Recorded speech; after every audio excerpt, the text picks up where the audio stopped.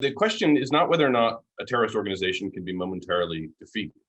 It's whether or not democracies can win a war against a terrorist organization. And that can't be done for the simple reason that terrorist organizations cannot surrender. If a terrorist organization is defeated in battle, with whom do you negotiate the terms of peace? Can you trust those terms of peace? You can't, because at the end of the day, a terrorist organization is not an adversary in a traditional armed conflict. They're criminal organizations. And as criminal organizations, the best way to deal with them is through the means of the criminal law. Now, does that mean you can't use military force when necessary? Absolutely not. We use the military to support law enforcement operations almost every day of the week. Every time drugs are interdicted when coming into the country, the military is used in support of law enforcement operations. But the difference is the legal regime that you use. When you use law enforcement, you use a human rights legal regime. Now, that may sound soft to some, but I would pose that the human rights legal regime doesn't offer constraints on the use of force, on the ability to deal with terrorist violence that are any more significant in practice than the laws of armed conflict, which a democracy must comply with in order to maintain its status as a liberal democracy. And as Colonel Barone said, I think it's important that democracies preserve their values in the context of these armed conflicts, if only because not being a democracy doesn't make you any better at defeating your adversaries. Quite the contrary. When the Soviet Union fought in Afghanistan, they lost. When Saudi Arabia has attempted to fight in Yemen, they're losing. And so being a democracy, being a totalitarian state, being a monarchy, doesn't make you any less or more equipped to win against a terrorist organization, because you cannot win a war against an adversary with whom you are unwilling or unable to negotiate. Because at the end of the day, that terrorist organization, you may kill its leader, as we did with Osama bin Laden, but that organization will splinter, it will metastasize, and you'll be fighting a hydra for a generation to come.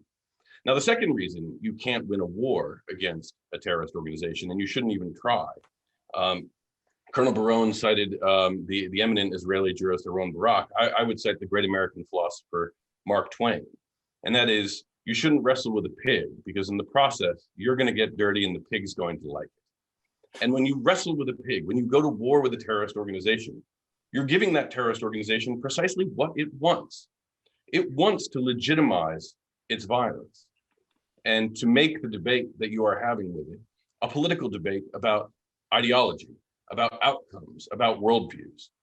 And when you engage in a war, you are saying that the adversary is able to fight back, that violence is the only and the primary means by which we can actually engage in this armed conflict. And when you do that, you're giving terrorist organizations the thing they want most, which is legitimacy, which is a cause, which is a struggle with which to organize their supporters and to fight against what they deem often to be an evil empire on equal terms. And I don't have to give you a lot of examples to illustrate this point clearly. For example, in the military tribunals in Guantanamo, there was an extensive litigated debate about whether or not the alleged perpetrators of the September 11th attack, a murder here in New York City that took the lives of 3,000 people, whether or not they, because they were being tried in a military commission, because the premise of the charges against them was that they were accused of war crimes and they were enemy combatants in a war, that they could appear in court not in a suit and tie, not in a prison jumpsuit, but in camouflage. And ultimately, the judge said, yes, you get the right to wear camouflage in court, which is precisely what the perpetrators of the September 11th attacks wanted.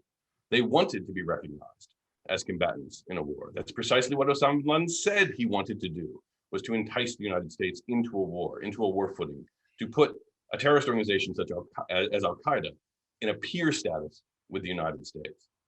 There's finally one other reason why you should never attempt to fight a war against a terrorist organization, or for that matter, that you cannot win it. And that is the nature of democracy. Democracies, in today's climate, democracies are subject to public pressure, to public influence, to public opinion. And that's a good thing. We don't want countries like the United States to reduce themselves to the level of countries whose values we do not share. values of human rights, values of equality, values of individual human dignity. We want our governments to act accountably. And the simple fact is that a democracy where you're electing your leaders on essentially a 2-year basis, 4 years with respect to the president, but in the United States, the Congress is elected every 2 years. In countries like Great Britain and in Israel, the democratic process is much more vulnerable because you have the ability to have snap elections. That when you have a governmental system that is based upon a 2-year cycle, and you're dealing with a terrorist organization that has a vision of its conflict that will last a generation, inevitably the terrorist organization is fighting with a significant advantage that will ensure in the long term that it wins. Because every 2 years, there's going to be a debate about strategy, about what my friend on the other side, Colonel Barone, said, the goals. Democracies are not patient. They're not patient institutions. Terrorist organizations are. And so when you are attempting to fight on equal terms, when you're fighting in terms of moral equality with a terrorist organization, then inevitably the advantage goes to the terrorist organization and ensures that the democracy can never win. But what democracies can do is use the incredible powers of law enforcement. That includes surveillance, that includes when necessary military support. Such methods were successful in defeating the Irish Republican Army in the United Kingdom. They were successful in defeating various terrorist organizations inside the United States, such as the Weather Underground, which throughout the 1970s perpetrated 4 times the number of terrorist attacks that we endure today. And it's through the use of law enforcement tools, it's through the use of the human rights paradigm that we can uphold not only our values, but that we can also win in defeating terrorist organizations who are at the end of the day simply criminal organizations with a political ideology.